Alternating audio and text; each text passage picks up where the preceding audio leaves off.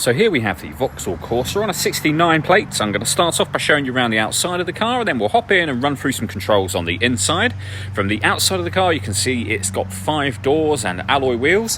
Let's start off inside the boot and then work our way around the rest of the car from there. As we approach the back of the car, you can see we have plenty of boot space. You can increase this space further should you wish to by folding down that rear seat as one complete unit.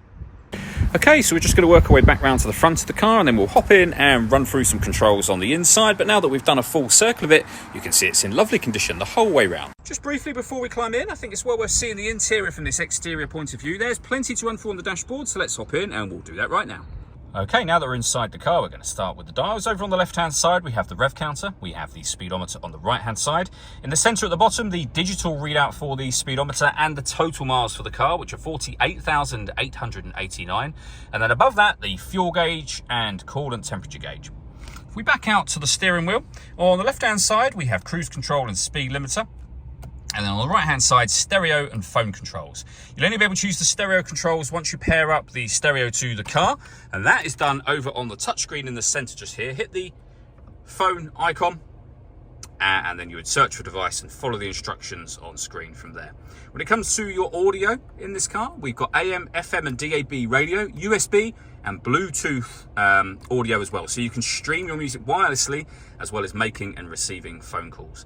There are certain Vauxhall friendly apps that can be projected up onto this screen. Connect up your phone via its USB cable and then hit projection, and they will come up on here.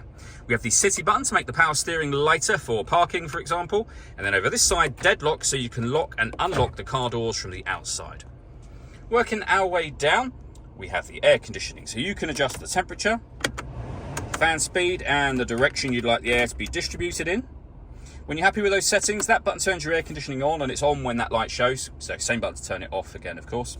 You can recirculate the air that's in the car. That's a great way of heating it up or cooling it down quickly depending on the temperature you set just here. And we have our heated rear screen as well. Beneath that, a 12-volt charging socket and USB input, and then the 5-speed manual gearbox. All that leaves me to say is thank you for taking the time to watch this video. If you'd like to come and see the car in person and have a test drive, please feel free to give us a call here at Mach 1 Cars. We'd love to hear from you soon.